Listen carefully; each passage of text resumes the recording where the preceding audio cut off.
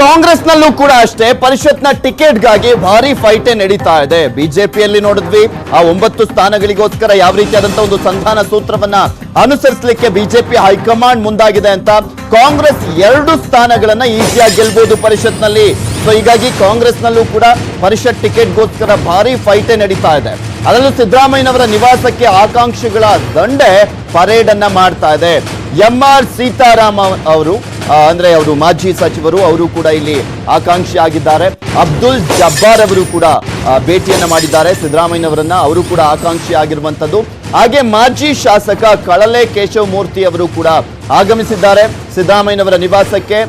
ಕೇಶವ ಮೂರ್ತಿ ಪರ ಎಚ್.ಸಿ. ಮಹದೇವಪ್ಪ ಅವರು ಬ್ಯಾಟಿಂಗ್ ಅನ್ನ ಮಾಡ್ತಾ ಇರುವಂತದ್ದು. ಇವರಿಗೆ ಟಿಕೆಟ್ ಅನ್ನ ಕೊಡಬೇಕು ಅಂತ ಪರಿಷತ್ ಟಿಕೆಟ್ಗೆ 3 ನಾಯಕರು ಒತ್ತಡವನ್ನ ಹಾಕ್ತಾ ಇದ್ದಾರೆ.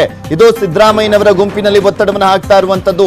ಒಂದ್ ಕಡೆ ರಹಸ್ಯ ಸ್ಥಳಕ್ಕೆ ತೆರಳಿದ್ದಾರೆ ಪ್ರತಿಪಕ್ಷ ನಾಯಕರಾಗಿರುವಂತ ಸಿದ್ದರಾಮಯ್ಯ ಅವರು. ಎಸ್ಕಾಟ್ ವಾಹನವಿಲ್ಲದೆ ತೆರಳಿರುವಂತದ್ದು ಮಾಜಿ ಸಿಎಂ ಸಿದ್ದರಾಮಯ್ಯನವರು. ಹಾಗೆ ಚಲುವರಾಯಸ್ವಾಮಿ ಅವರು ಎಚ್.ಸಿ. ಮಹದೇವಪ್ಪ ಅವರ ಜೊತೆ ತೆರಳಿದ್ದಾರೆ ಸಿದ್ದರಾಮಯ್ಯನವರು. ಇನ್ನು ಎಂಎಲ್ಸಿ ಎಚ್.ಎಂ. ರೇವಣ್ಣ ಅವರ ನಿವಾಸದಲ್ಲಿ ಡಿ.ಕೆ. ಶಿವಕುಮಾರ್ ಅವರು ಇದ್ದಾರೆ. ಹಿಂದುಳಿದ ವರ್ಗಗಳ ನಾಯಕರ ಜೊತೆ ಉಪಹಾರ ಕೂಟವನ್ನ ಮಾಡ್ತಾ ಇದ್ದಾರೆ.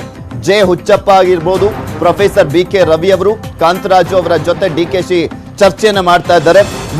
ಇಲ್ಲಿ ಪ್ರಮುಖವಾಗಿ ಕಾಂಗ್ರೆಸ್ನಲ್ಲಿ ಅತಿರಥ ಮಹಾರಥರು ಇರುವಂತಹ ಹಿನ್ನೆಲೆಯಲ್ಲಿ, ಸಾಕಷ್ಟು ಆಕಾಂಕ್ಷಿಗಳು ಕೂಡ ಇರುವಂತಹ ಹಿನ್ನೆಲೆಯಲ್ಲಿ ಒಂದ್ ಕಡೆ ಸಿದ್ದರಾಮಯ್ಯನವರ ಮುಖಾಂತರ ಲಾಬಿಯನ್ನ ಮಾಡ್ತಾ ಇದ್ದಾರೆ. ಇನ್ನು ಒಂದ್ ಕಡೆ ಕೆಪಿಸಿಸಿ ಅಧ್ಯಕ್ಷರಾಗಿರುವಂತಹ ಡಿ.ಕೆ. ಶಿವಕುಮಾರ್ ಅವರ ಮುಖಾಂತರ ಕೆಲವರು ಲಾಬಿಯನ್ನ ಮಾಡ್ತಾ ಇರುವಂತದ್ದು. 2 ಸ್ಥಾನಗಳು ಈಸಿಯಾಗಿ ಕಾಂಗ್ರೆಸ್ ಗೆಲ್ಲಬಹುದು. ಸೊ ಹೀಗಾಗಿ ಸಾಕಷ್ಟು ಜನ ಆಕಾಂಕ್ಷಿಗಳು ಈಗಲಿಂದಲೇ ಲಾಬಿಯನ್ನ ಶುರು ಮಾಡಿದ್ದಾರೆ.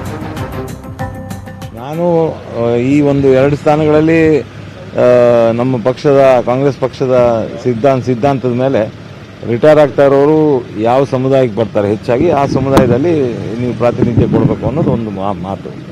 ಅದರಲ್ಲಿ ಈ ಸಲ ಸುಮಾರು 7 ಜನ ಹಿಂದುಳಿದ ವರ್ಗದ ಒಂದು ಸಮಾಜದವರೆಲ್ಲ ರಿಟೈರ್ ಆಗ್ತಾ ಇದ್ದಾರೆ ಮತ್ತು 4 ಜನ ಅಲ್ಪಸಂಖ್ಯಾತರು ರಿಟೈರ್ ಆಗ್ತಿದ್ದಾರೆ. ಅದಕ್ಕೋಸ್ಕರ ಇವೆರಡಕ್ಕೂ 2 ಸ್ಥಾನಗಳಲ್ಲಿ ಒಂದು ಹಿಂದುಳಿದ ವರ್ಗದವರಿಗೆ, ಒಂದು ಅಲ್ಪಸಂಖ್ಯಾತರಿಗೆ ಕೊಡಬೇಕು. ಆ ಹಿಂದುಳಿದ ವರ್ಗದವರ ಒಂದು ಅಪೇಕ್ಷೆಯಂತೆ ನಾನು ಒಂದು ಆಕಾಂಕ್ಷಿ ಹಿಂದುಳಿದ ವರ್ಗದ ಒಂದು ಸೀಟ್ಗೆ. ನಮ್ಮ ಪಕ್ಷದ ಸಿದ್ಧಾಂತ ಮತ್ತು ನಮ್ಮ ಹೈಕಮಾಂಡು, ನಮ್ಮ ಸಿದ್ದರಾಮಯ್ಯನವರು, ನಮ್ಮ ಪಕ್ಷದ ಅಧ್ಯಕ್ಷರಾದ ಡಿ.ಕೆ. ಶಿವಕುಮಾರ್ ಅವರು, ಇವರೆಲ್ಲರೂ ಸಹ ಇದಕ್ಕೆ ಬದ್ಧರಾಗಿರ್ತಾರೆ ಅಂತ ನಾವು ಇದನ್ನು ಪ್ರಬಲವಾಗಿ ಮಾಡ್ತೀವಿ. ನಮಗೆ ಒಂದು ಸರ್ತಿ ಅವಕಾಶ ಕೊಟ್ಟಿದ್ದಾರೆ, ಅದಕ್ಕೆ ನಮ್ಗೆ ಇನ್ನೊಂದು ಸರ್ತಿ ಅವಕಾಶ ಮಾಡಿಕೊಡಿ ಅಂತ ಕೇಳ್ಕೊಂಡಿದ್ವಿ. ಯಾಕಂದರೆ ಭಾಳ ಜನ ನಮ್ಮವರು ರಿಟೈರ್ ಆಗ್ತಿದ್ದಾರೆ, ಅದರಲ್ಲಿ ಸೀಟ್ ಬರೋದು ನಮಗೆ ಭಾಳ ಕಡಿಮೆ ಇದೆ.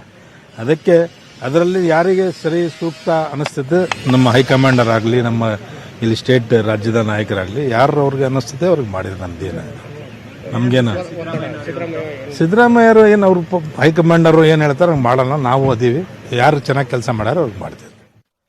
ಸಿಎಂ ಯಡಿಯೂರಪ್ಪನವರು ಇಂದು ಲಾಲ್ ಬಾಗ್ ಬಳಿಯ ಎಂಟಿಆರ್ ಹೋಟೆಲ್ಗೆ ತೆರಳಿ ಉಪಹಾರವನ್ನ ಸೇವಿಸಿದರು. ಎಂಟಿಆರ್ ಹೋಟೆಲ್ಗೆ ಸಚಿವ ಅಶೋಕ್ ಅವರು ಹಾಗೆ ಸಂಸದರಾಗಿರುವಂತಹ ತೇಜಸ್ವಿ ಸೂರ್ಯ ಅವರ ಜೊತೆ ತೆರಳಿದ್ರು. ಎಲ್ಲರೂ ಕೂಡ ಒಟ್ಟಿಗೆ ಉಪಹಾರವನ್ನ ಮಾಡಿದ್ರು.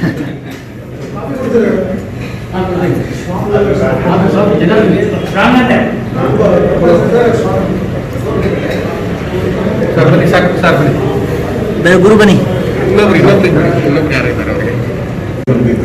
ಬಿಸಿ ಬೇಡ